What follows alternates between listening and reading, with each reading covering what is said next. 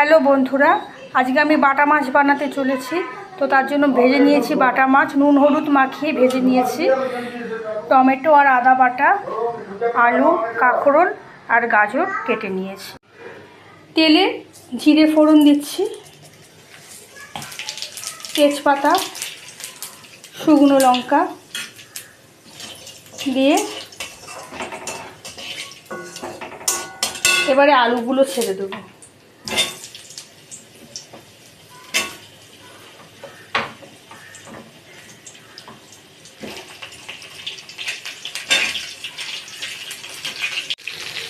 এরপরে গাজর দিয়ে দিলাম, কাঁকরোলটা একটু পরের দিকে দেব।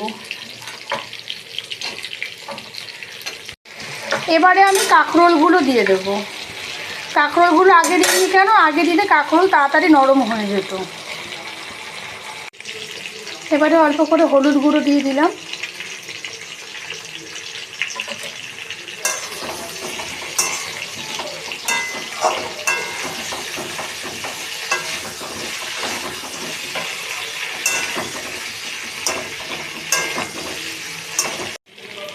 এবারে রান্নাটি করবার জন্য আমি ধনে জিরে একসাথে বেটে নিয়েছিলাম।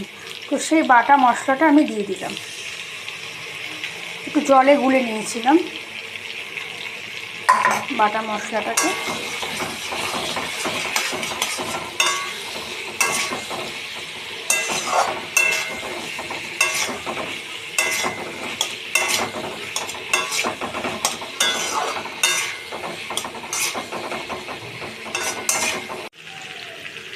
এবারে আদা টমেটো বাটা দিয়ে দিচ্ছি। আদা টমেটোকে আমি আধ বাটা করে নিয়েছিলাম।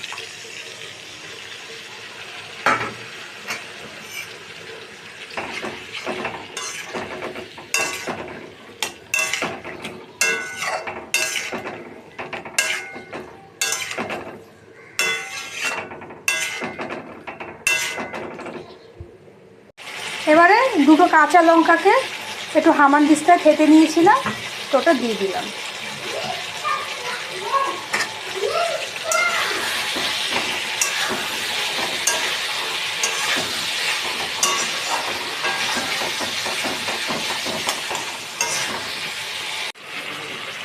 এবার একটু জল দিয়ে ফুটিয়ে নেব।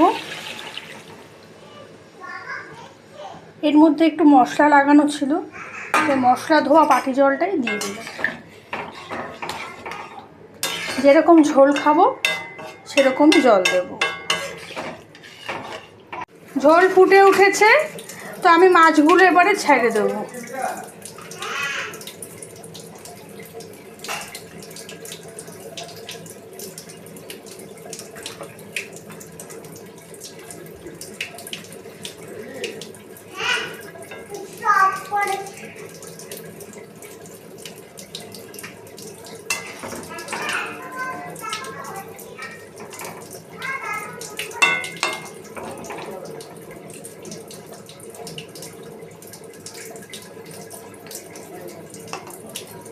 আর একটু ফুটুক, তারপর নামানোর আগে ধনেপাতা দিয়ে নামিয়ে দেব।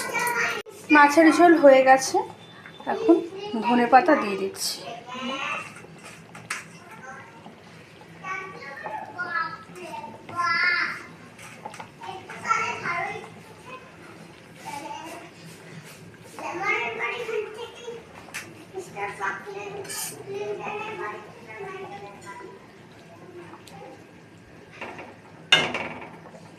এবারে গ্যাস বন্ধ করে দিলাম, ঢাকা দিয়ে রাখি।